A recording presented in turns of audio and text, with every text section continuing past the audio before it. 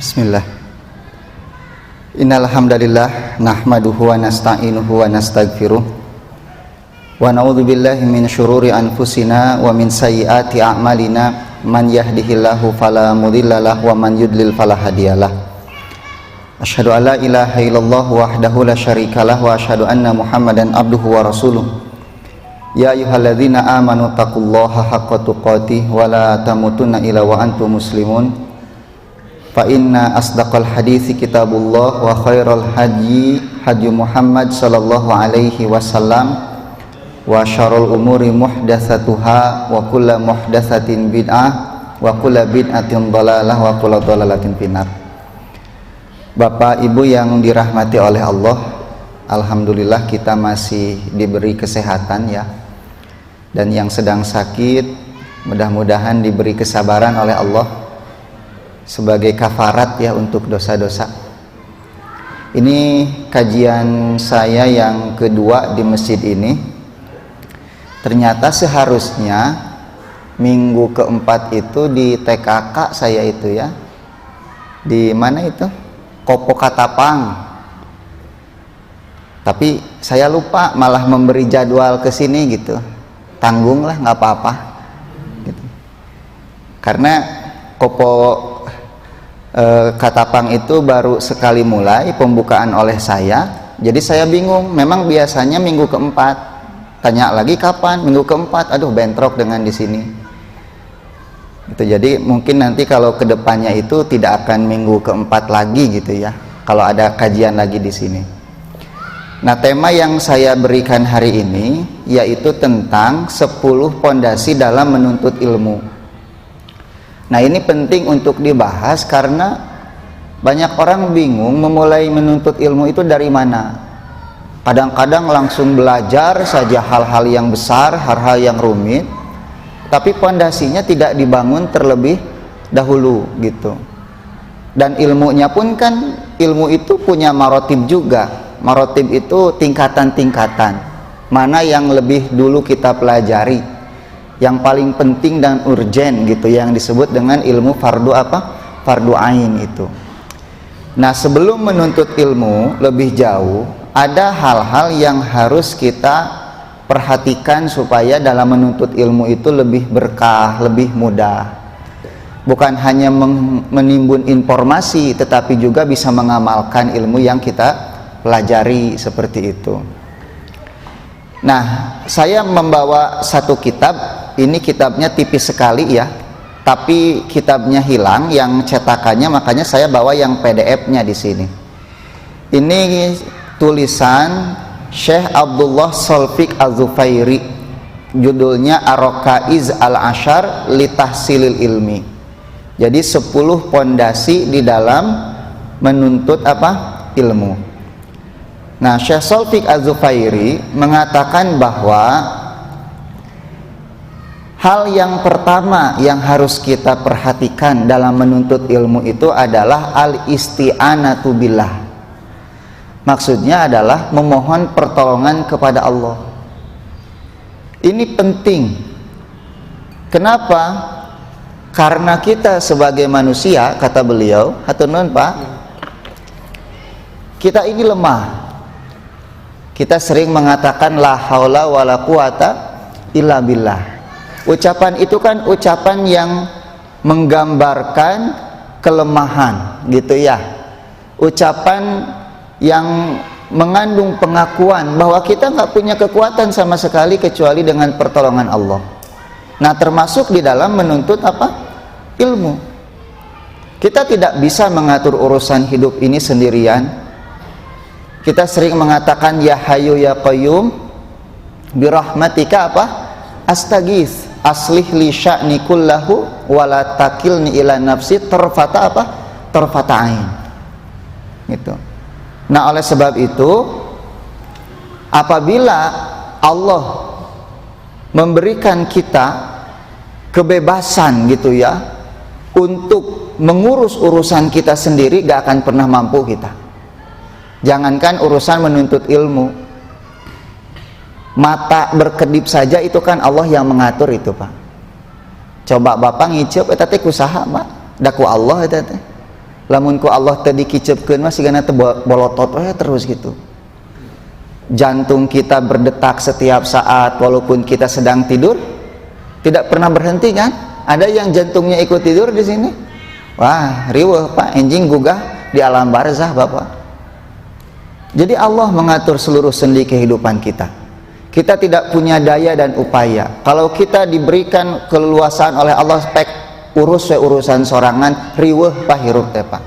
Oleh sebab itu kita butuh pertolongan Allah Subhanahu wa ta'ala dalam segala hal, termasuk di dalam menuntut ilmu. Kita sering mengatakan apa? Iyyaka na'budu wa iyyaka nasta'in. Iyyaka nasta'in itu artinya kepadamu ya Allah aku memohon apa? Pertolongan. Dalam apa? Dalam segala hal. Termasuk di dalam ibadah kita. Di antaranya adalah menuntut ilmu. Bapak ibu nggak bisa kesini kalau Allah tidak mudahkan. Dah hoream atuh Pak, komo cuaca ciga kieu, saya tikiara condong kene hujan tadi teh Pak. Wah sigana pibadageun di dieu, raat Pak. Tos udon we tadi teh. Gitu. Males Pak, betul. Ngahulang we tadi teh. Jeung mules nyari beuteung we tadi teh Pak sebelum ka dieu teh. Tadi nama bade dibolaikeun ku abdi teh ieu teh pangaosan teh dah hoream tos tiris makaning nembe gugah ieu gugah naon gugah teh damang. Tapi oleh Allah dimudahkan urusan kita untuk datang dan duduk di majelis ini. Ketika orang lain merasa berat untuk datang dalam kondisi seperti ini, apalagi yang sedang sakit. Nah, jadi iyyaka na'budu wa iyyaka nasta'in. Makanya Bapak dalam menuntut ilmu banyak bertawakal kepada Allah. Allah berfirman wa man yatawakkal 'alallah fahuwa hasbuh. Gitu ya. Terus apalagi wa 'alallahi fatawakkalu in kuntum mu'minin. Tawakal kepada Allah. Ya Allah, mudahkan aku di dalam apa? Di dalam menuntut ilmu.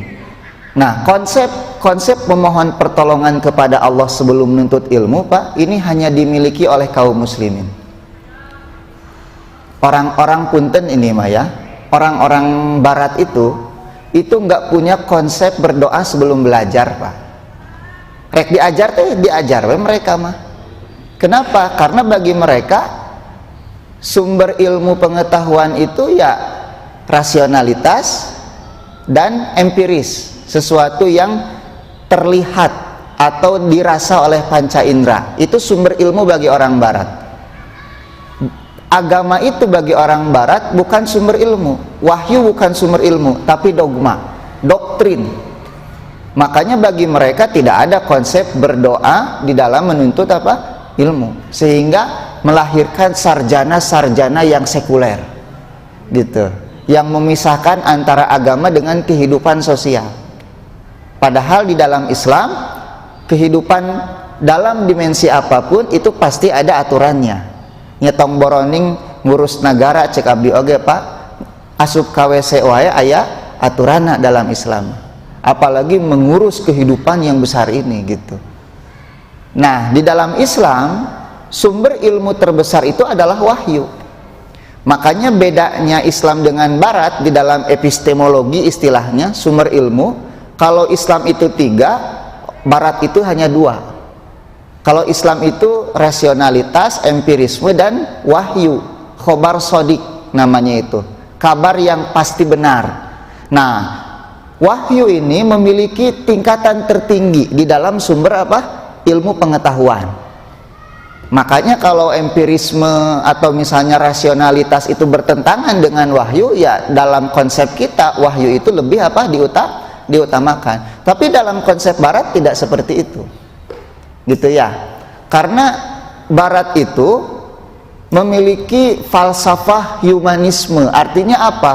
Pusat alam semesta ini adalah manusia. Jadi manusia berhak melakukan alam semesta ini untuk dirinya, gitu ya, melakukan apa saja kepada alam semesta ini untuk kepentingan apa? Mereka, gitu. Makanya ilmu-ilmu yang dibangun pun lebih bersifat merusak daripada membangun. Itu ilmu dari konsep Barat.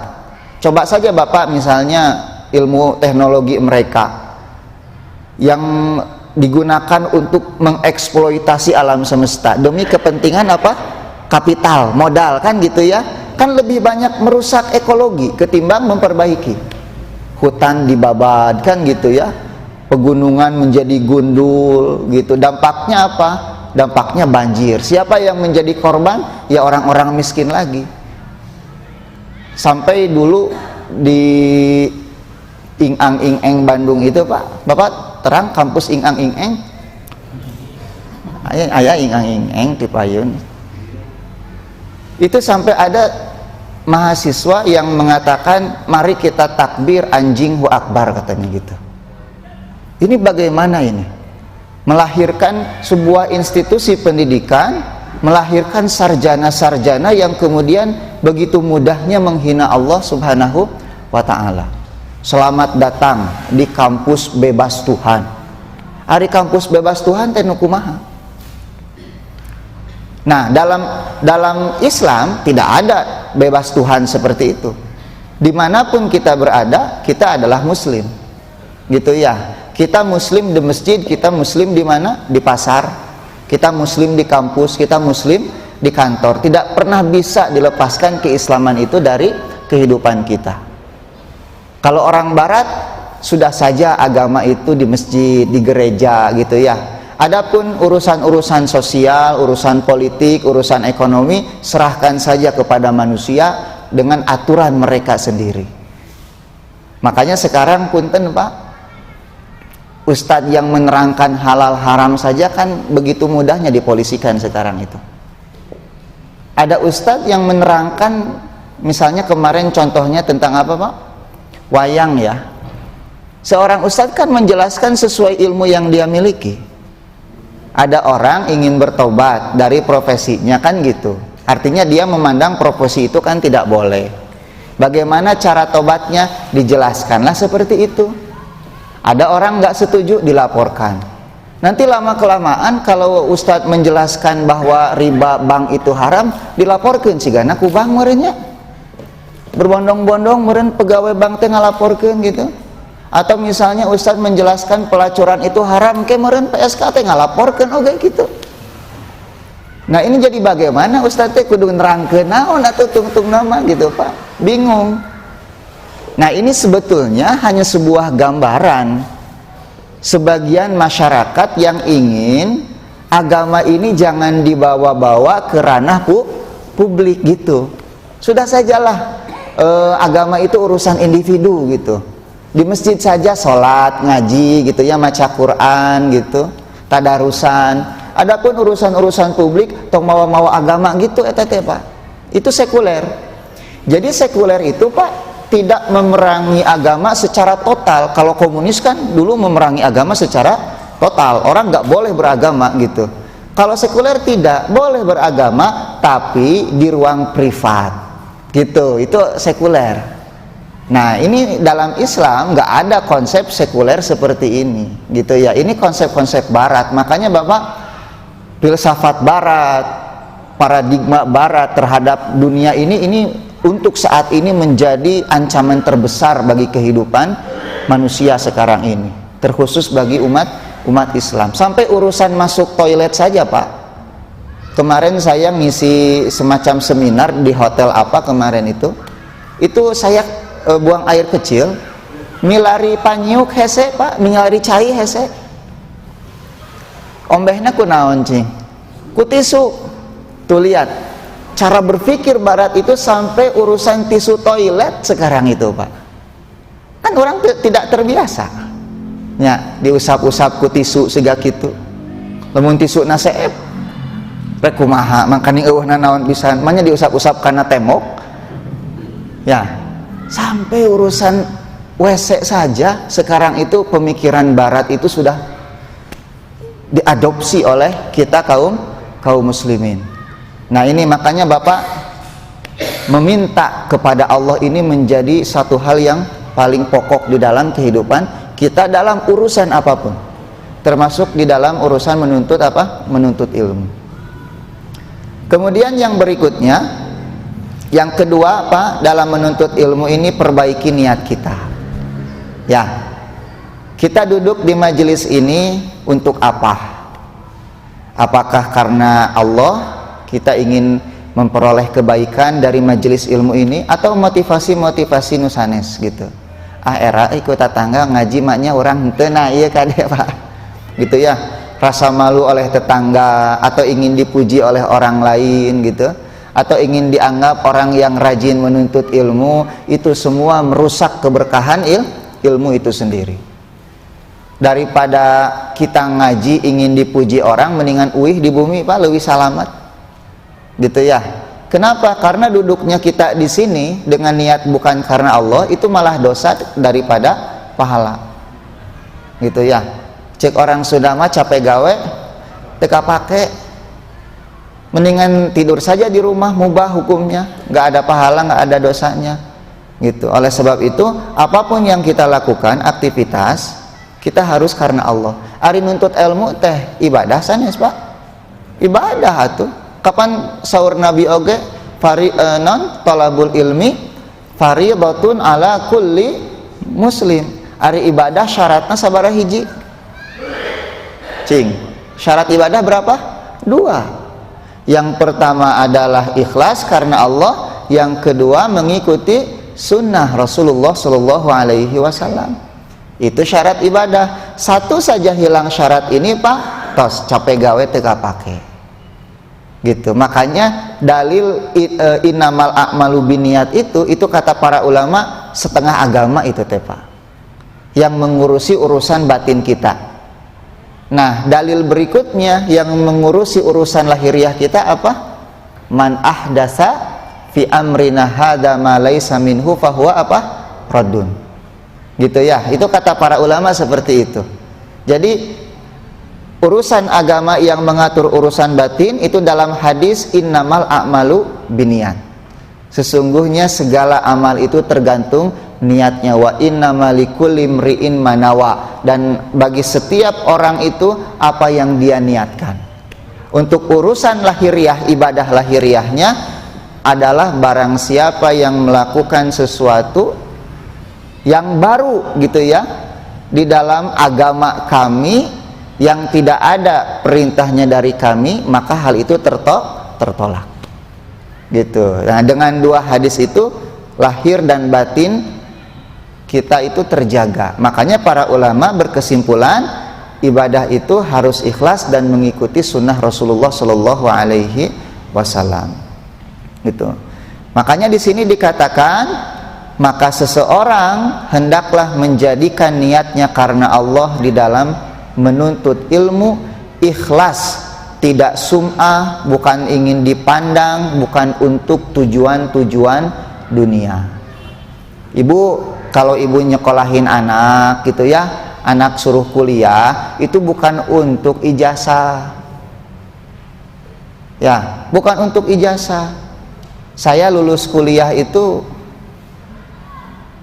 alhamdulillah nggak pernah nyari kerja, tapi nggak juga nganggur gitu. Saya itu Pak, ijazah itu naonnya disimpan ya, jadi gambar tempel gitu Pak. Karena lebih banyak diminta, Ustaz ngajar di dia, ngajar di dia, cina gitu Pak. Ada yang pernah minta jadi dosen juga, cuma ya males gitu Pak. Ngedul biasa dah, ayah abdi mah ngedul Pak jalmin gitu ya. Kalau dari awal tujuannya sudah ijazah, pekerjaan, seueur nu nganggur Pak, betul tidak? Iya. Kadang-kadang ahli teknik gitu ya, ternyata pekerjaannya tukang laundry gitu, wah banyak gitu, buka bisnis laundry gitu. Saya dulu ada orang lulusan ITB itu teknik fisika atau kimia namanya itu ya, ternyata pekerjaannya buka laundry Pak, tidak sesuai gitu dengan jurusannya. Makanya sudahlah kita menuntut ilmu itu. Kenapa kamu menuntut ilmu? Cek Allah gitu, disuruh oleh Allah gitu, Nabi pun menyuruh. Nah itu cukup, seperti itu. Jadi bukan untuk tujuan-tujuan dunia. Dunia itu terlalu hina Pak, Kata Nabi, dunia itu tidak lebih mulia daripada seonggok bangkai apa? Kambing, kan gitu. Sedangkan ilmu itu begitu mulia. Masa kita memperalat sesuatu yang mulia untuk sesuatu yang hina? Itu kan nggak cocok itu. Gitu ya, nggak baik lah yang seperti itu. Nah, kita menuntut ilmu karena Allah, urusan rezeki mah sudah diatur oleh Allah Subhanahu wa taala. Itu kalau di Lipia itu, Pak, kalau mau lulus itu suka ada yang nempel-nempel iklan pekerjaan itu. Kedubes anu gitu. Nah, nanti syaratnya itu mau bekerja di bawah tekanan. Wah, saya nggak mau ditekan-tekan, Pak. Dari dulu nggak suka ditekan-tekan saya itu. Lebih senang bebas gitu ya. Nah, cari-cari pengalaman ngajar di sana sini, akhirnya sekarang jadi pengangguran juga, gitu. Makanya bisa ngaji, gitu. Kan banyak orang yang nggak bisa ngaji, sibuk kenapa gitu. Nah, jadi nosok ngaji teh nganggur gitu ta. Jadi bapak jeung ibu teh ngalah langgur pengangguran nungkul gitu. Nu panganggurna saya, Pak. Udah ngajina unggal poe kan gitu ya. Kudu dikepret tuh gitu mah, Pak. Gitu. Orang yang ngaji itu bukan berarti pengangguran, tapi menyempatkan apa? Diri daerah hadeui atuh pala mun teu maksakeun mah. Hoream ngaji teh. Nya, hoream tuh Pak, hoream mun teu maksakeun mah atuh. Kita teh kudu kieu we nya iraha si ustad beresna cenah ngacapuruk wae kan gitu. Tapi disinilah keberkahan itu apa? Turun gitu. Makanya Bapak, supaya kita dapat berkahnya, niatnya luruskan gitu ya. Niatnya luruskan, bukan untuk tujuan-tujuan dunia. Nah, barang siapa yang niat menuntut ilmunya karena Allah, Allah akan berikan taufik kepada dia untuk mudah di dalam menuntut ilmu. Karena Allah berfirman, wa ma umiru illa liya'budullaha apa? Mukhlishina lahuddin. Gitu ya, mukhlishina lahuddin. Nah, di dalam An-Nahl 182, Pak, dalam kitab ini penulis menyebutkan satu ayat An-Nahl 182. Allah berfirman, innallaha ma'al ladzina taqau. Sesungguhnya Allah bersama orang-orang yang bertakwa, walladzina hum muhsinun, dan bersama orang-orang yang baik. Apa kaitannya dengan keikhlasan? Beliau mengatakan ketakwaan yang paling besar adalah mengikhlaskan niat karena Allah Subhanahu wa ta'ala. Makanya Bapak, niat seorang muslim itu lebih utama daripada amalnya sendiri. Bapak berniat baik teu dilakukeun kenging pahala. Tapi Bapak melakukan kebaikan salah niat ngadondo dosa. Gitu ya. Makanya niat itu lebih penting daripada amalnya itu sendiri gitu. Yang ketiga, kalau kita ingin dipermudah oleh Allah dalam menuntut ilmu, harus punya ketawaduan. Gitu ya. Harus punya apa? Ketawaduan. Kenapa? Karena Bapak, ilmu itu punya tempat, punya wadah. Cing, di mana wadah ilmu? Wadah ilmu itu apa? Hati. Gitu ya. Wadah ilmu itu hati. Dan ilmu itu kata para ulama itu seperti air, dia mengalir dari atas ke bawah. Kalau kita punya sifat sombong dalam hati kita, tekersaeun lebet ilmu mah Pak. Gitu.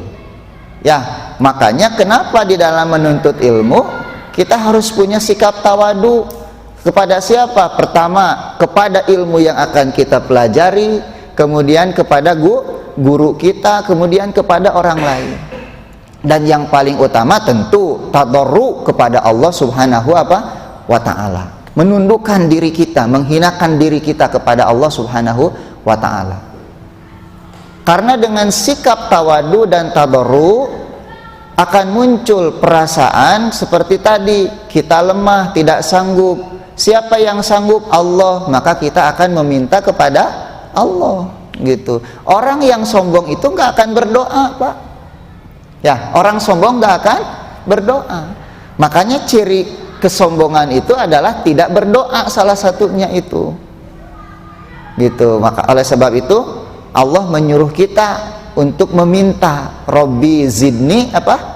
ilman warzuqni fahman. Sok ngadoa ke Allah, ya Allah mudahkan aku di dalam menuntut ilmu. Kadang-kadang iya meureun nu hese ngarti teh diajar teh teu ngarti-ngarti wae gitu. Diajar bahasa Arab mang tahun-tahun ngan saukur anak anta we jeung syafakallah kan gitu ya. Jazakallah khairan we kan gitu. Ya, eta teh. Ya karena gitu, Pak. Kadang-kadang tuh bisa-bisa diajar teh. Bahasa Arab mang tahun-tahun, Bapak bahasa Arab mah gampang atuh. Abdi diajar bahasa Arab ngan 4 bulan. Gitunya, wah baceo di ditu di dieu ngaangkot ge ku bahasa Arab we kapupur, Pak. Batur teh pinter cenah. Padahal lain urang nu pinter manehna nu bodoh gitu kan. Disangkana orang teh pinter gitu, padahal manehna nu bodoh teu ngarti gitu. Kurang nu ngarti mah apal saralah eta teh. Gitu ya. Tapi ya yang paling utama itu, Pak, kita itu tidak bisa apapun kecuali Allah memudahkan. Oleh sebab itu Allah mengatakan ud'uni astajib lakum, sok nyungkeun ka abdi cek Allah teh nya astajib lakum, diijabah ku kaula gitu. Nah, kalau misalnya kita selalu merasa sulit untuk memahami sesuatu, ya minta kepada Allah Subhanahu wa ta'ala. Apalagi Bapak mintanya itu di waktu-waktu yang mustajab. Ini sangat penting. Waktu mustajab itu seperti sepertiga malam terakhir itu ya. So, para penuntut ilmu mah harus seperti itu. Gitu, dia harus banyak meminta kepada Allah di sepertiga malam terakhir. Ada sebuah hadis, di dalam hadis itu apa? Yanzilu rabbuna kulla lailatin ila sama'i dunya. Bahwa Tuhan kita itu setiap malam turun ke langit apa? Langit dunia. Gitu ya. Kemudian ia berfirman, man yad'uni fa astajibu lahu. Barang siapa yang meminta kepadaku, berdoa kepadaku, aku akan ijabah. Man yas'aluni fa'u'ti. Barang siapa yang meminta, aku beri. Wa man yastaghfiruni fa'aghfir lahu. Barang siapa yang memohon ampun, aku akan ampuni. Gitu. Ada doa Nabi Ibrahim dalam meminta ilmu itu apa, Pak? Robbi habli. Ada teman nyungkeun putra, Pak. Itu kan nyungkeun ilmu orang teh. Robbi habli minas solihin itu minta anak. Robbi habli hukman wa alhiqni bisolihin. Ya Allah, berikanlah aku hukman. Hukman di sini ilmu, kata para ulama. Dan alhiqni bisolihin, ikut sertakan aku bersama orang-orang yang soleh. Itu dalam surat Asy-Syu'ara ayat 83 gitu ya. Nah, suatu hari, Pak, Ibnu Abbas itu pernah dipeluk oleh Nabi Shallallahu Alaihi Wasallam. Kemudian Nabi mendoakan beliau dengan sebuah doa, Allahumma faqihu fiddin wa 'allimhu ta'wila. Ya Allah, fahamkanlah anak ini dalam agama dan ajarkanlah kepadanya tafsir dari agama tersebut. Makanya Ibnu Abbas menjadi ahli tafsirnya di antara para sahabat, walaupun usianya masih sangat muda. Cik bapak ibu osok itu tara kamu rangkali pernah teu ngadoakeun jadi ulama kepada anak sendiri.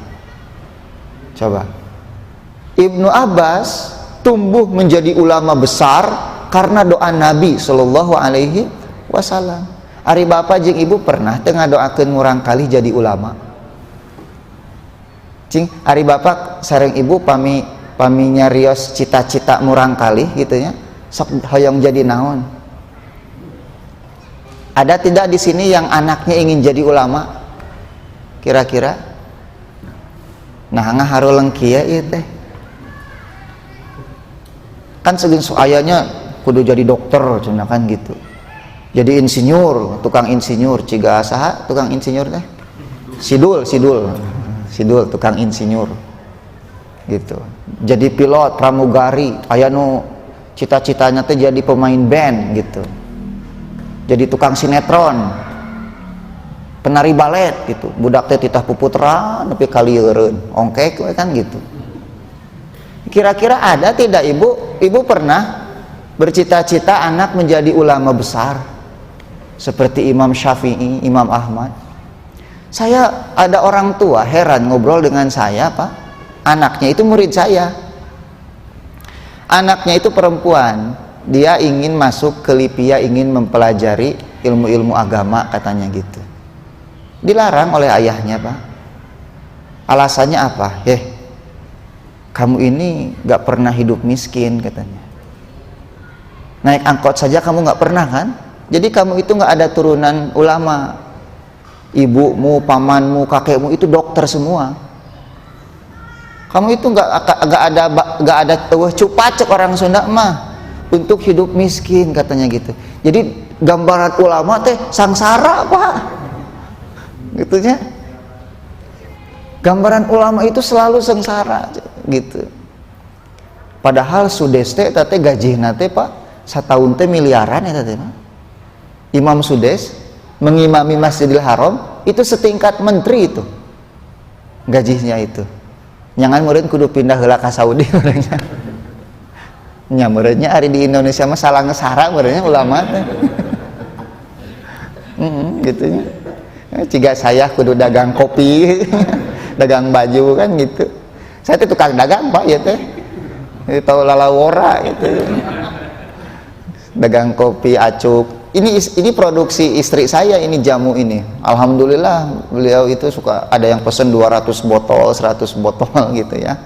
Dagang jamu gitu. Ya karena memang perlakuan di Indonesia dengan di Saudi itu beda, Pak. Kalau di Saudi itu orang-orang yang mengajarkan agama itu dijamin oleh pemerintah gajinya itu. Kalau di kita berjuang sendiri gitu. Kadang-kadang Ustadz teh mamawa kitab tahun harap mamawa kalkulator, Pak, dagang herbal gitu ya.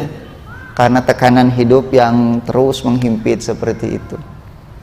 Tapi, Pak, saya melihat teman-teman saya dulu yang mempelajari ilmu-ilmu syariat itu sekarang nggak ada satupun yang nganggur, Pak.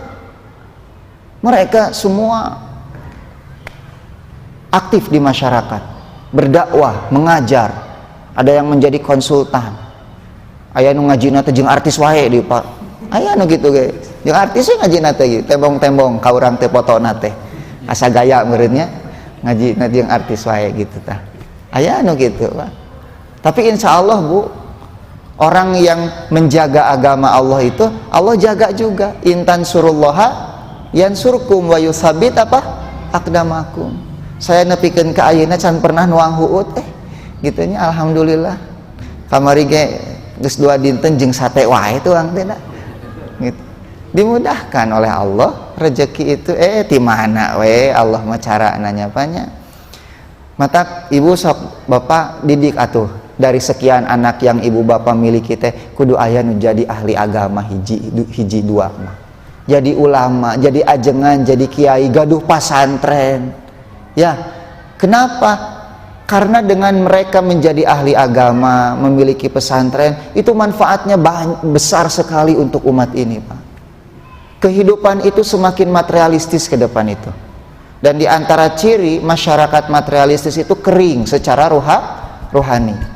Maka mereka akan mencari orang-orang yang mendalam di dalam urusan agama untuk menyiram kekeringan rohani mereka. Di pilarian, Pak. Ya, ulah hariwang. Sok didik ti ayeuna, senang ngapalkeun Quran, ngapalkeun hadis-hadis Nabi sallallahu alaihi wasallam. Ada waktu dan biaya suruh belajar bahasa Arab. Kalau bisa jurungkeun diajar ka Madinah ka ditu sakalian. Gitu. Kalau bisa duduki itu kursi-kursi para ulama di tiang-tiang Masjid Madinah itu. Itu tiang Masjid Madinah itu ada kursi-kursi, Pak, untuk para ulama mengajarkan ilmu. Saya kalau umroh asa hayang diuk didinya, Pak. Ngan sigana bakal ditalapung ku askar gitu tah. Ya, aya diuk aya ditalapung ku askar gitu. Tapi saya suka berhayal, mun saya nu jadi ulama di dia gitu. Sebagian guru kita seperti Ustadz Firanda, Ustadz Abdullah Roy mah pernah ngalamannya, Pak nya. Ayeuna aya deui, Pak, orang Lombok saurang, Pak. Beliau mengisi kajian juga di masjid Di Masjid Nabawi. Jadi untuk jamaah-jamaah Indonesia yang berziarah ke Masjid Nabawi ingin mencari kajian kan bahasa Arab unggul tuh, nah, ada yang berbahasa Indonesia. Bisi bapak hoyong bahasa Urdu aya di itu bahasa Urdu apa bahasa Urdu lah kan gitu aya. Tah cing kedah gaduh cita-cita kadinya bapak jeung ibu teh nya pasantrenkeun sok pesantren itu jangan dijadikan TPA, tempat pembuangan anak. Kan orang mah lamun teu asup ka negeri, teu ka swasta pesantren gitu. Anu balangor ieu mah kudu di pasantrenkeun. Jadi si pesantren teh dianggap tempat pamiceunan budak we gitu. Ya, teu dilongok sabaraha bulan sigana teh jong-jongan budak di pasantren ke teh. Bae cenah di imah ge nyusahkeun. Gitu nya. Bu, justru pesantren itu sekarang harus menjadi pilihan pertama gitu. Dan tidak kalah sekarang pesantren dengan universitas juga. Tuh di Depok itu ada At-Taqwa College, itu pesantren itu. Itu punyanya Ustadz Adian Husaini. Usia 19 tahun, 20 tahun itu anak santrinya sudah nulis 5 buku itu. Dengan tema-tema yang serius. Gitu ya. Kemarin terakhir itu ada anak 20 tahun, dia menulis buku judulnya Kritik Atas Konsep Netralitas Ilmu. Cing, mau kapikir ku bapak mah, ku saya ge teu kapikir lah. 20 tahun bisa seperti ini, coba. Berarti kan cara didiknya itu seperti apa ini? Mendidik anak 20 tahun nulis buku siga kieu. Gitu ya. Eta mah leuwih ti skripsi meureun, minimal tesis S2 lah. Gitu. Ya, mengkritik konsep netralitas apa? Ilmu. Orang barat kan mengatakan ilmu itu netral, padahal tidak kan, tidak netral gitu. Buktinya ilmu-ilmu yang mereka kembangkan ngaruksak gitu. Itu menunjukkan cara berpikir mereka di dalam memandang kehidupan ini gitu. Nah, oleh sebab itu Bapak Ibu nih, coba doakan anak-anak kita sebagaimana Nabi Shallallahu Alaihi Wasallam mendoakan siapa? Ibnu Abbas untuk menjadi ulama besar sehingga menjadi ahli tafsir di zamannya. Ibnu Abbas itu Pak masih kecil saja oleh Umar suka dibawa musyawarah itu untuk menyelesaikan permasalahan umat, berkumpul dengan para sahabat senior yang berperang dalam perang Badar. Pernah ditanya kan tentang idza jaa nasrullahi apa wal fath wa ra'aitan nasa yadkhuluna fi dinillahi afwaja. Ayo, apa tafsirnya ini? Para sahabat diam, nggak ngerti tafsirnya apa. Kata Ibnu Abbas, ini tentang dekatnya ajal Rasulullah Shallallahu Alaihi Wasallam. Dan dibenarkan oleh Umar bin Khattab ketika itu. Budak ayeuna mah Pak, Ibnu Abbas teh Pak, ketika Nabi wafat itu usianya sekitar 12 tahun itu. Di orang makan 12 tahun teh keur naon Pak? Main naon eta teh? PUBG gitunya Pak. Bapak sok main PUBG? Saya Mataran. Gitunya naon PUBG teh atuh? Teu ngarti saya mah. PUBG teh nu kumaha? Aya geuning video game anu nenggeulan batur geuningnya Pak. Batur keur cingogo talapung gitu. Itu sok naon salahna batur di talapung gerak. Tapi ada yang gitu permainan-permainan seperti itu. Dulu Al-Fatih itu merebut Konstantinopel Pak, itu usia 21 tahun Bapak. Coba bayangkan, di orang mah 21 tahun teh ngadulang layangan keneh, main kaleci.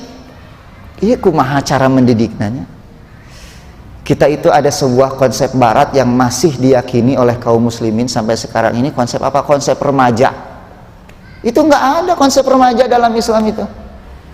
Dalam Islam itu level usia hanya 2, anak kecil dan dewasa, sogir dan balig. Batasannya untuk laki-laki 15 tahun, untuk perempuan ketika sudah apa? Haid. Teu aya remaja dalam Islam itu. Remaja itu konsep barat, lahir dari sebuah latar belakang historis tertentu, yaitu ketika di Eropa terjadi revolusi apa? Industri, di mana orang tua, para ayah ketika itu sibuk bekerja sehingga tidak punya waktu untuk mendidik anak-anak mereka, sehingga muncullah atau tumbuhlah anak-anak dewasa tapi berpikiran anak-anak gitu. Tubuhnya dewasa, pikirannya anak-anak. Disebutlah remaja, mencari identitas diri. Dan orang mah kudu mencari identitas diri. Kita itu hamba Allah. Inna lillahi wa inna ilaihi apa? Raji'un. Apa yang kita cari coba? Kita dari Allah kembali kepada Allah. Tugas kita di sini, wa ma khalaqtul jinna wal insa illa liya'budun, kan itu. Nah, konsep remaja inilah yang kemudian menghancurkan kehidupan. Salah satunya, anak yang seharusnya atau orang yang seharusnya sudah dewasa tapi diperlakukan sebagai anak-anak gitu. Jadi ada ketidakseimbangan antara fisik dengan mentalnya. 17 tahun merkosa atuh Pak, bari jeung teu dipenjara dengan alasan di bawah umur, kan gitu. Ya di bawah umur kumaha geus merkosa kieu, dianggap di bawah umur gitu. Makanya nggak ada konsep remaja dalam Islam itu. Makanya Bapak usia 15 tahun anak Bapak sudah haid, perlakukan seperti orang dewasa. Ajarkan apa tanggung jawabnya gitu ya, bahwa kebaikan menjadi tanggung jawab, pahalanya itu menjadi untuk dia, dosanya untuk dia. Jangan dianggap anak kecil terus. Nah, inilah yang kemudian kenapa orang tua atau anak-anak zaman dulu itu begitu cepat matang. Usia 16 tahun sudah memimpin perang di zaman Nabi itu. Siapa? Usamah bin Zaid. Usamah bin Zaid itu memimpin perang usia 16 tahun. Bayangkan Pak. Masya Allah ya. Gitu Pak Matak. Nih lihat bagaimana Nabi mendoakan Ibnu Abbas. Usia belasan tahun sudah menjadi ahli ilmu. Didik anak-anak kita seperti itu. Nah, Bapak meminta kepada Allah, tawadu, tadarru ini menjadi tradisi para ulama di dalam menuntut ilmu. Semua ulama seperti itu. Makanya Ibnu Taimiyah itu setiap kali masuk masjid beliau selalu berdoa. Ini doa Ibnu Taimiyah nih. Ya muallima Ibrahim alimni, wahai yang mengajarkan Ibrahim, ajarkan ilmu kepadaku. Wa ya mufahhima Sulaiman fahimni, wahai yang memberikan pemahaman kepada Sulaiman, fahamkanlah aku. Itu doa Imam Ibnu Taimiyah. Setiap kali beliau masuk ke dalam masjid selalu berdoa dengan doa itu. Makanya lihat karya tulisnya berderet, itu Majmu'atul Fatawa teh Pak, sabaraha puluh jilid, nepikeun ka horea macana oge Pak, bakating kuloba capek macana oge gitu ya. Nah, sehingga Imam Ibnu Daqiqil Id mengatakan apa? Allah mengijabah doa beliau dan Allah mengumpulkan ilmu seolah-olah ilmu itu berada di hadapan matanya. Ia mengambil mana yang ia inginkan dan ia meninggalkan apa yang dia inginkan. Ya, orang makan poeknya ilmu teh Pak. Gitunya. Ditanya rukun salat sabaraha hiji, ngahulang gitu kan. Naon aya rukun salat teh? Nah, gitu. Kadang-kadang hari Islam teh artinya naon gampang cenah. Isya, subuh, lohor, asar jeung maghrib dah urang mah kitu Pak. Singkatan cenah Islam teh. Bakating ku poe. Makanya Pak, ku ilmu mah gampang sagala rupina oge. Ya. Yang berikutnya Pak, sholahul qalbi. Perbaiki hati kita Pak. Tadi saya bilang wadahnya ilmu itu di mana? Di dalam hati. Kalau hatinya rusak, ilmu tidak mau tinggal di sana. Seperti air, kalau wadahnya rusak, bocor, dia keluar lagi. Gitu. Makanya wadahnya ilmu itu adalah hati. Nabi mengatakan di dalam diri kita itu, dalam jasad kita itu ada segumpal apa? Daging. Kalau baik, maka baiklah seluruh tubuh kita. Kalau buruk, buruk seluruh tubuh kita. Segumpal daging itu adalah hati. Gitu. Dengan baiknya hati, Allah memudahkan kita untuk ma'rifatullah gitu ya, untuk mengenal Allah subhanahu wa ta'ala, untuk bertafakur tentang ayat-ayat Allah subhanahu wa ta'ala, dimudahkan untuk mentadaburi apa?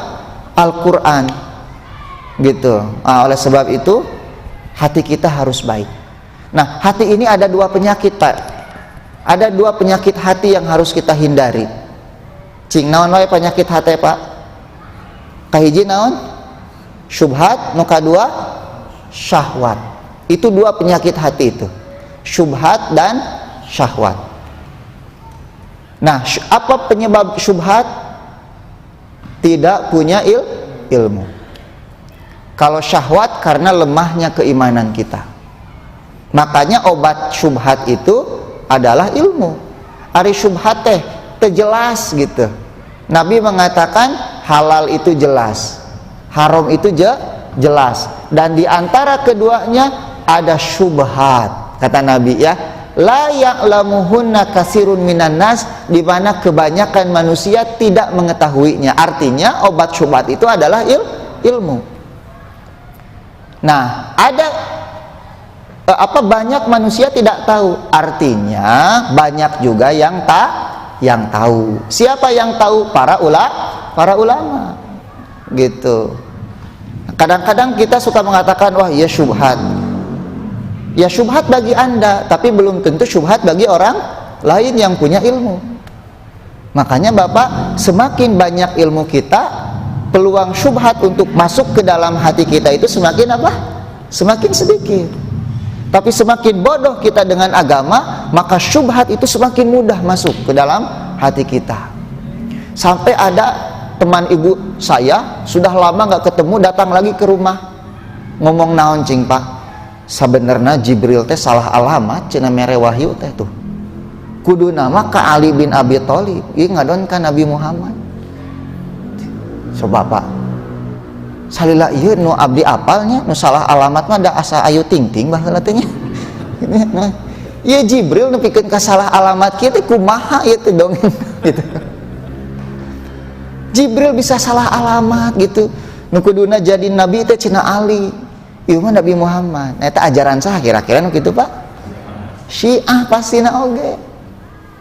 Syubhat gitunya. Puguh-puguh nikah mut'ah teh haram kan gitu. Der dipigawe ku usaha eta teh nu kamari nepikeun ka 13 geuningnya korban teh nya. Eta kumaha nasibna jelema eta pak?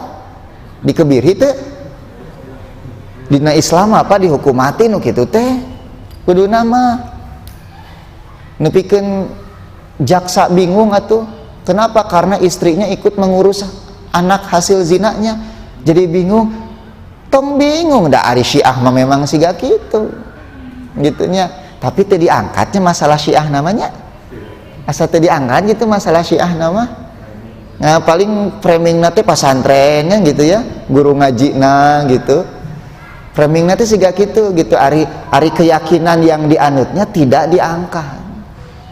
Tak lamun diangkat teh kete intoleran kan gitunya gitu urang serba salah Pak urang mah.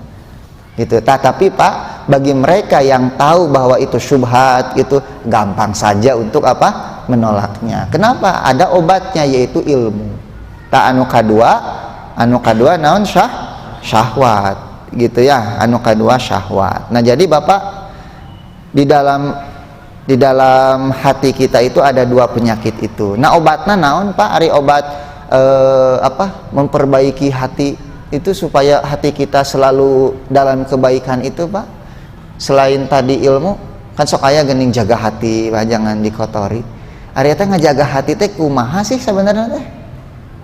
Sing sok praktekna kumaha? Kan Bapak baheula sok kitu, jagalah hati kan gitu. Nya, eta praktekna kumaha cing ngajaga hati teh? Ari hati orang teh nu saha Pak? Hati kita itu milik siapa sebetulnya? Milik kita. Yang mengendalikan hati kita itu siapa? Allah. Nabi mengatakan hati manusia itu berada di antara dua jemari Allah. Allah bolak-balik. Hati itu sesuai dengan apa yang ia kehendaki. Makanya hati dalam bahasa Arab namanya apa Pak? Qalbun. Kade sanes kalbunya, kalbu mah gogog. Kamari geningnya aya nu adan cenah gitu, disarwakeun jeung gogog gitu. Kalbun itu anjing. Kalau hati itu qalbun dengan qaf. Itu dari bahasa qalaba yaqlibu, artinya bolak-balik. Makanya Nabi mengajarkan sebuah doa, ya muqallibal qulub, wahai yang maha membolak-balikan hati, sabit qalbi ala dinika, tetapkanlah hatiku di atas agamamu. Jadi memperbaiki hati itu dengan doa dan menuntut ilmu gitu. Karena wadah ilmu itu hati. Bapak baca Al-A'raf 179, Allah berfirman, lahum qulubun la yafqahuna biha. Orang kafir itu punya hati tapi hatinya tidak bisa memahami. Nah, jadi alat memahami itu apa? Hati. Gitu ya, alat itu hati. anu kadua syahwat Pak, ai syahwat mah nya kitu karena lemah iman lah. Jadi hatinya itu selalu condong kepada dunia gitunya. Terus sibuk jeung dunia, tidak ada sedikit pun waktu untuk beribadah. Itu ciri hati yang sedang apa? Sedang sakit gitu. Lamun sholat hoream, ngaji hoream, hartanya dimudahkan tapi tidak pernah zakat gitu. Itu syahwat. Nah, ini penyebabnya itu banyak sekali Pak. Penyebab syahwat itu karena apa? Karena terlalu banyak tidur, fudulu naum gitu ya. Itu banyak tidur itu bisa menyebabkan penyakit hati itu. Kalau kita bedanya dengan ulama itu apa Pak? Ulama itu sedikit tidur, kalau kita sedikit tidur lah kita itu. Jadi hanya satu kalimat saja bedanya itu, antara sedikit tidur dengan sedikit tidur. Terus apalagi banyak ngomong yang tidak bermanfaat. Nah, ini sumber penyakit syahwat. Terus terlalu banyak makan, fudulu to'am. Makanya orang yang hatinya terkait dengan dunia itu Pak, yang dipikirkan itu kan cuma perut dan apa yang di bawah perut itu saja. Padahal nikmat nama tidak seberapa Pak. Nikmatnya itu hanya seukuran jari saja. Sok Bapak tuang, masukkan jari. Itu makanan nikmat di mulut kan semua di sini saja kan. Gitu. Atau kenapa tuangan karaos keneh tuh Pak. Misalnya itu aduh nih enak ya, sate teh nepi kana kabet. Atau nepi ka bijil deui ka rasa keneh gitu kan. Asan teh nya di situ saja kan nikmatnya itu. Gitu di mulut saja gitu. Jadi baik perut atau yang ada di bawah perut itu nikmatnya hanya seujung jari saja. Tapi itu yang banyak dikejar. Makanya surganya orang kafir itu ya dunia ini. Mulut perut dan di bawah perutnya itu. Makanya Bapak jangan heran kalau orang kafir itu bebeakan dengan harta nanti Pak. Karena bagi mereka dunia ini surga. Gitu ya. Kalau kita kan tidak, dunia ini kan wasilah bagi kita ya, wasilah untuk kebahagiaan di mana? Di akhirat. Kata Allah, wabtagi ma atakallahu daral akhirah. Carilah apa yang diberikan oleh Allah berupa negeri akhirat. Urusan dunia wala tansa nasibaka minad dunya. Saukur tong poho urusan dunia apa Pak? Gitu. Orang masuk di Bali, dunia menuju jadi tujuan, akhirat saukur tong poho orang mah gitu. Nah ini makanya orang kafir itu di dalam Al-Quran kehidupannya seperti binatang ternak, yatamataun, hanya bermain-main, wayakulun, dan hanya makan, kama takulul an'am, seperti makannya binatang ternak. Bahkan dalam riwayat dalam ayat yang lain, balhum adol, mereka lebih sesat daripada binatang ternak. Atuh Pak, sok binatang ternaknya domba paling nyatuna naon Pak? Jukut. Bapak pernah ningali domba nyate? Asa can pernahnya. Nya di sate paling domba mah. Matak moal aya domba darah tinggi gitu Pak. Diabetes gitu. Atau singa taranya yur lodeh gitu kan ya. Tapi jelema Pak, manusia mah sagala dibebaskeun atuh. Tong boroning nu halal, nu haram ge digares atuh. Sampai dulu di Cina saya melihat sop ieu Pak. Teu ka Cina abdi mah dina internet, di mah bisi Bapak kabayang oh si ustad ka Cina henteu. Itu di internet ada bayi janin di sop. Itu asa tidak masuk nalar gitu. Gitu ya, ada yang kemudian dibakar Pak, dimakan bersama-sama. Katanya bisa menambah gairah laki-laki gitu. Asa teu asup akal. Sampai kanibalisme seperti itu.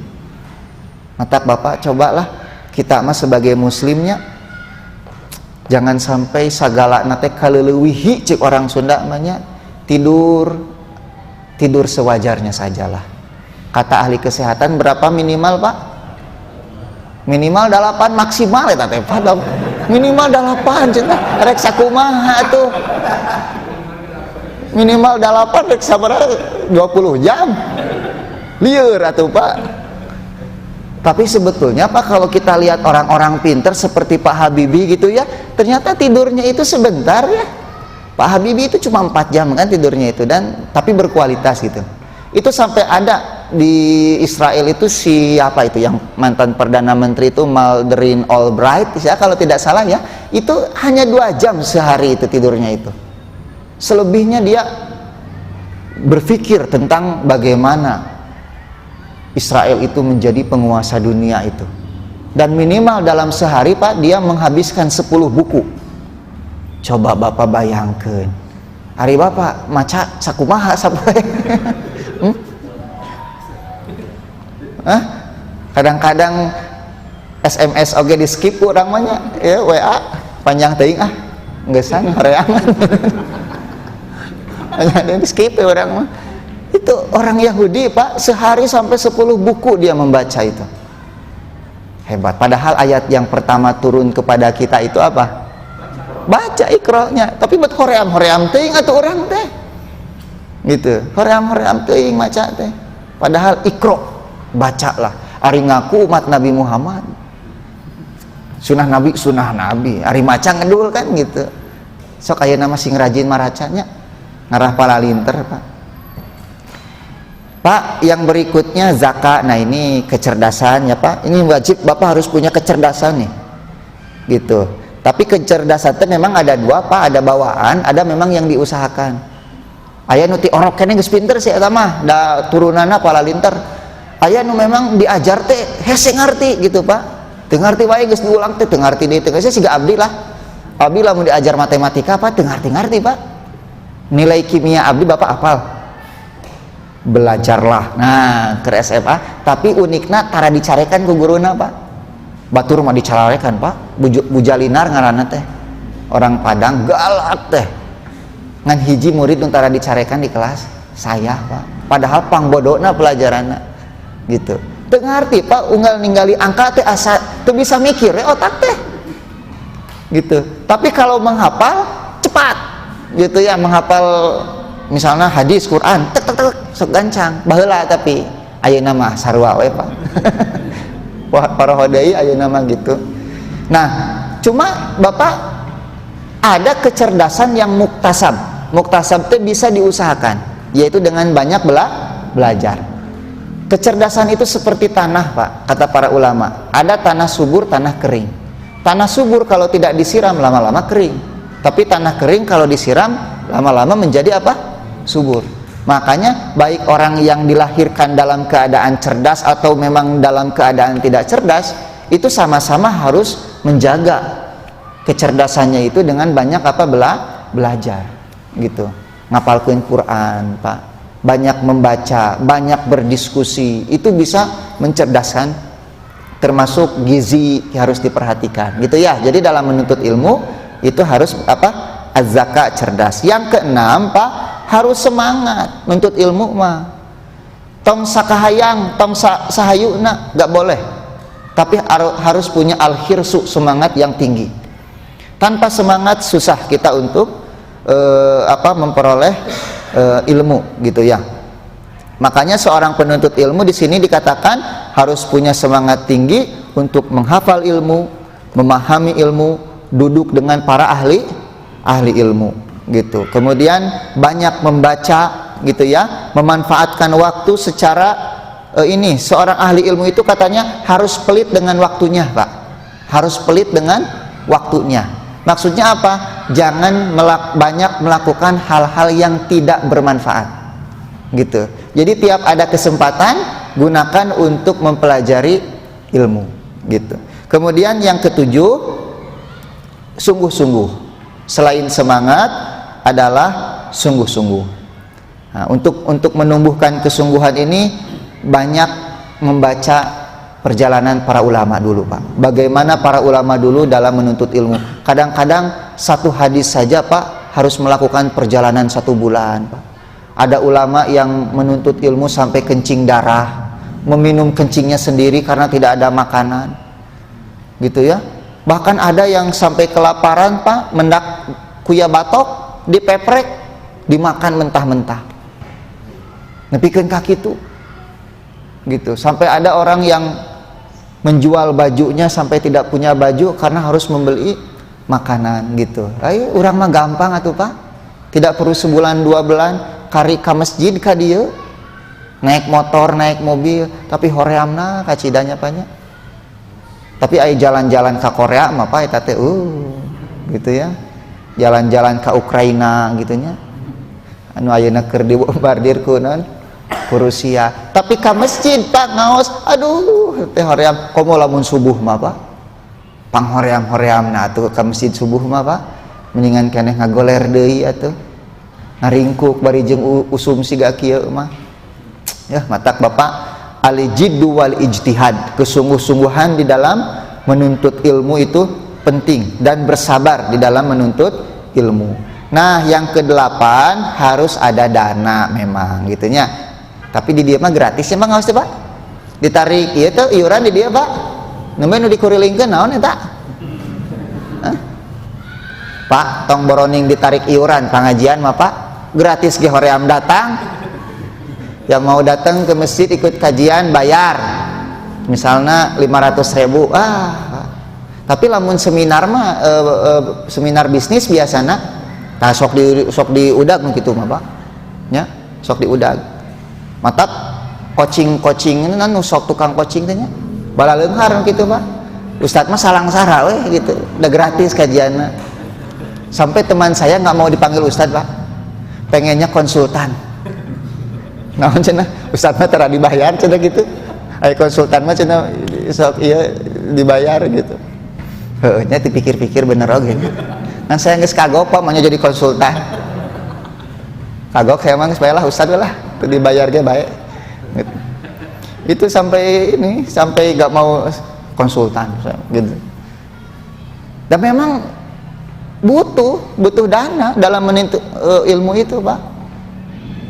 Saya membuka pendidikan gratis di pesantren. Sekarang beberapa santri itu sedang S1 Pak gitu ya, mereka kuliah di S1 terus di Al-Imarot juga dan belajar di pesantren juga. Walaupun mereka secara pribadi gratis, tapi orang nulir neangan dana Pak. Kita bingung sebagai pengelola yayasan untuk mencarikan mereka apa? Dana kuliahnya. Jadi nggak ada yang gratis sama sekali, itu nggak ada gitu.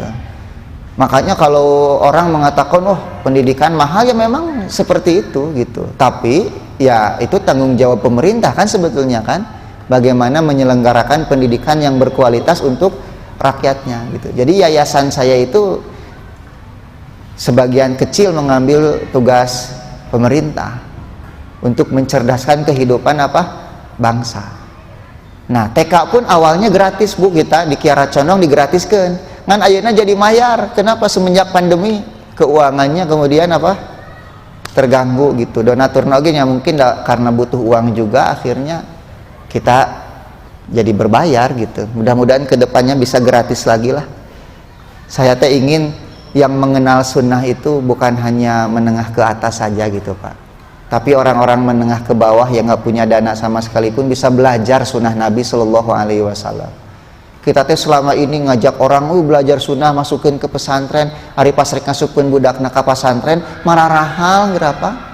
20 juta, 30 juta. Orang yang punya nggak jadi masalah, tapi yang nggak punya ini gitu. Saya juga bilang kepada pengelola yayasan itu, sok kata saya kan pembina di sana di atas dik Indonesia itu. Antum bikin pesantren sing mahal cek saya teh, tapi usahakan satu murid yang masuk bisa membawa satu murid lagi untuk gratis. Artinya ada subsidi subsidi silang di sana, supaya ilmu ini dinikmati oleh kalangan menengah ke atas dan menengah ke bawah gitu. Kadang-kadang dakwah kita teh dilematis nya, ibu-ibu jilbab teh kudu sing panjangnya ulah para rondo, tapi dagang gamis mararahal berapa? Aya nu 1 juta, 2 juta. Saya itu sampai 1 juta pas saya lihat orang tuh, mahal kieu. Gitunya rek meuli nu kumaha gitu. Matak ibu-ibu teh make taplak meja deui kan ibunya ngaji teh gitu. Nah matak Pak, yuk kalau bisa mah Bapak ikut andil lah nanti ya dalam pendidikan Islam ini, karena ini untuk generasi anak-anak kita ke depannya. Saya sekarang sedang mempersiapkan guru-guru ini yang kita kuliahkan ini, ada 4 orang ini supaya bisa menjadi guru di masa yang akan datang gitu. Mereka S1 sekarang. Yang ke-9 Pak, harus punya guru dalam menuntut ilmu itu ya. Harus punya apa? Guru. Tidak cukup hanya dengan membaca sendiri saja. Sedari dulu para ulama itu kalau belajar punya guru mereka. Sampai para ulama mengatakan apa? Barang siapa yang gurunya itu adalah buku, maka lebih banyak salahnya ketimbang benarnya.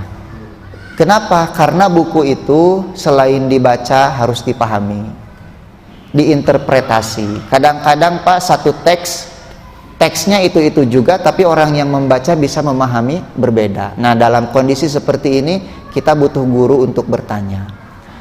Kemudian kenapa kita butuh guru? Karena yang kita terima dari guru bukan hanya ilmu, pengetahuan, informasi, tidak, tapi bagaimana akhlak seorang guru itu. Gitu ya, akhlak seorang guru. Karena guru mah digugu jeung ditiru gitu. Mata guru mah kudu di depan muridnya teh kudu bisa tampil sebegitu baik lah. Ya, jangan sampai dia menampilkan akhlak-akhlak yang tercela karena bakal dicontoh. Ada Pak sebagian majelis taklim itu yang melahirkan murid-murid yang keras hatinya. Galak ka batur teh. Tekaup ninggali nu beda teh hayangna teh nyarekan weh. Kadang-kadang mengeluarkan kata-kata kasar kepada setiap orang yang punya pandangan yang berbeda. Sampai gurunya yang dulu itu dicaci maki juga. Jadi dulu teh dia belajar kepada guru ini, kemudian dia berangkat misalnya ke Yaman ya. Itu pulang dari Yaman, itu mencaci maki gurunya yang dulu itu. Karena pandangan yang dianggap berbeda. Nah ini kok bisa majelis taklim melahirkan murid-murid yang keras hati seperti ini. Tapi sekarang alhamdulillah kelompok ini teh Pak banyak juga yang kemudian tersadarkan sekarang ya. Yang alhamdulillah sampai saya bertemu dengan salah seorang ustadznya itu, Ustadz dulu saya ini ahlus sunnah ekstrim, katanya bilangnya gitu, ekstrim. Nah sekarang saya sudah bertobat katanya gitu. Saya sekarang ahlus sunnah yang lembut katanya, lembut hati gitu. Dia menyadari Pak selama ini galak Pak, galak kabatur gitu ya. Tapi teman-temannya masih banyak katanya yang seperti itu, ngagerung-gerung motor di halepeun masyarakat teh Pak teu punten-punten acan cenah motor teh grung-grung indit teh sugan assalamualaikum punten. Jadi masyarakat teh dianggapnya musuh gitu. Padahal ke lamun imahna kahuruan teh nu ngabantuan teh saha Pak? Masyarakat. Da pasti dibantuan ku masyarakat Pak. Da manehna ge sieun kaduruk imahna atuh. Mah nyare cara ricing wae bae sasenak kaduruk moal kaduruk ka bae matak dibanjuran kan gitu. Engke lamun maot eta nu pertama kali ngurus jenazah teh saha nu da pasti laporna teh ka RT teh Pak. Ka RW teh laporna teh. Gitu nya. Ku RT RW teh disampeurkeun kan gitu, diurus jenazah nate kan, keluarga teh diangkat engke teh ka kuburan keluarga teh kan gitu urang teh Pak. Makanya Bapak semakin tinggi ilmu kita harus semakin baik kita, sikap kita itu harus semakin lembut. Nah seorang guru punya peran di dalam membentuk murid-muridnya seperti itu. Makanya harus memiliki apa guru gitu. Apalagi ilmu yang berkaitan dengan qiraah gitu ya, bacaan itu kan harus ada prakteknya gitu kan ya. Nah yang terakhir Pak, yang terakhir menuntut ilmu itu syaratnya tulu zaman. Naon tulu zaman teh? Lami nuntut ilmu mah. Tidak ada yang instan menuntut ilmu itu Pak. Butuh rentang waktu yang sangat panjang. Para ulama itu sampai puluhan tahun kadang-kadang Pak. Imam Ibnu Mubarak mengatakan kami mempelajari adab 30 tahun dan kami mempelajari ilmu 20 tahun gitu. Kadang-kadang orang mah ngaji saminggu sakali ya. Jadi mufti na Facebook gitu kan. Berfatwa di Facebook gitu. Di Instagram fatwa teh menimbulkan konflik di handapna teh parasea gitu Pak. Ya gara-gara fatwa si eta gitu. Jadi garelut di handapna teh gitu. Makanya para ulama itu sampai mengatakan ajra'ukum 'alan nar, ajra'ukum 'alal futya, ajra'ukum 'alan nar. Orang yang paling berani berfatwa di antara kalian adalah yang paling berani masuk neraka, katanya seperti itu Pak. Makanya hati-hati urusan fatwa. Bapak kalau mau menyampaikan ilmu di Facebook itu ya sampaikan saja apa yang kita terima di kajian hadisnya, ya sudah, nggak usah kemudian menimbulkan polemik, apalagi berijtihad. Ini ijtihad saya, hari ngaji seminggu sekali, bahasa Arab tuh bisa gerakan gitu, ijtihad naon hari anjeun gitu nya. Ulama saja tidak berani seperti itu, ini karek ngaji, aduh gitu Pak. Matak tulu zaman ya Pak, masantren kudu sing ieu lah. Lihat Pak, ini ucapan Imam Ahmad, Ibu perhatoskeun, jalastu fi kitabil haid asinin hatta fahimtuhu. Aku duduk untuk mempelajari bab haid saja, kata Imam Ahmad, 9 tahun sampai aku memahaminya. Ibu, ari Imam Ahmad haid henteu nya, henteu atuh da pamegat, tapi mempelajari kitab haid sampai 9 tahun. Ari Ibu pernah diajar bab haid teu? Henteu nya, kaparanggih ieu mah komo bapak-bapak na sigana teh nya. Nya ibu-ibu na wae nu haid teu dialajar, komo bapak na sigana teh teu haid. Ini pentingnya, maka ya dibahaslah dalam ilmu fikih gitu. Sok ilmu fikih teh pelajari, di dia pelajari tah ti mimiti toharoh nepikeun ka ngurus nagara aya teh Pak dina ilmu fikih teh gitu ya. Nah, sampai disitulah kajian kita, mudah-mudahan bermanfaat. 10 pondasi di dalam menuntut ilmu, silahkan tinggal dipraktekkan. Mudah-mudahan Allah memberikan taufik hidayah kepada kita untuk dimudahkan di dalam menuntut ilmu dan mengamalkannya. Wallahu a'lam bishawab. Ieu mah seueur nu teu aya sigana teh nya. Nya kitu ari cuaca siga kieu teh Pak. Fajar cenah Ustad abdi teu ngaos hujan. Disangkana teh abdi teh kahujanan Pak. Ustad mah cenah boga ilmu meureun nya. Jadi teu kahujanan. Sarua we abdi ge kahujanan gitu nya. Matak tong hujan mah tong dijadikeun alasan lah. Mangga bilih aya nu ditaroskeun tuh sabaraha menit deui teh, 5 menit deui aya. Bismillah.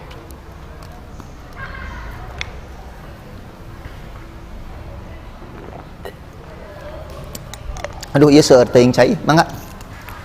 Mulai kecerdasan Mohon. setiap orang kan berbeda. Mohon. Apakah nilai di sisi Allah juga berbeda? Iya. Sedangkan kecerdasan tersebut kan dari Allah. Iya. Allah itu tidak menilai hasil Pak.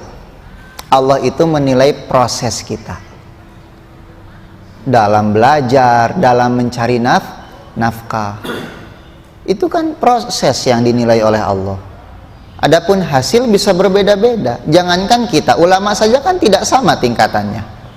Ada ulama-ulama yang mencapai derajat tertinggi, misalnya seperti para imam mazhab, sampai mereka menjadi muassis gitu ya, yang membangun pondasi mazhab. Tapi kemudian ada ulama-ulama yang di bawahnya setelah itu kan. Ada Imam Syafi'i, kemudian ada murid-muridnya Imam Muzani gitu kan, dan seterusnya ke bawah.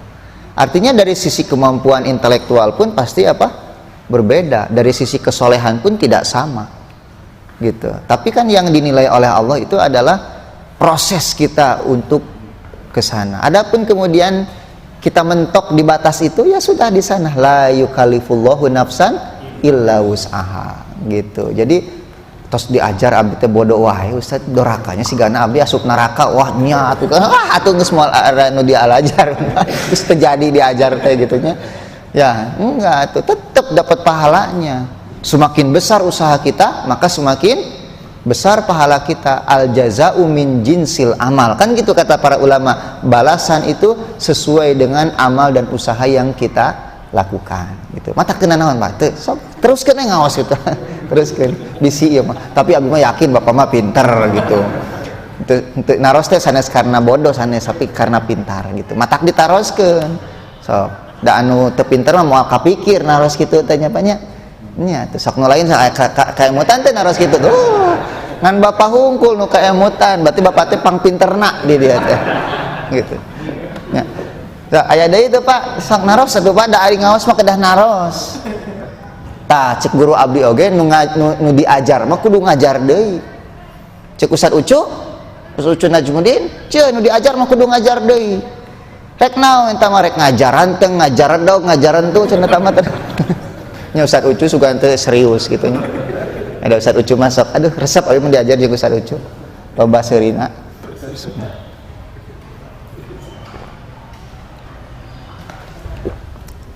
bangga Bapak Ibu aya taroskeun teu buru Ibu mumpung abdi di dieu kaduhung nggak abdi geus uih mah teu aya ieu teh geus hayang aruih sigana mah ieu teh entos we lah atuh ari kitu mah nya mudah-mudahan janten manfaat Pak jadi pahala buat kita di dunia dan di akhirat. Subhanakallahumma wa bihamdika asyhadu alla ilaha illa anta astaghfiruka wa atubu ilaik. Assalamualaikum warahmatullahi wabarakatuh.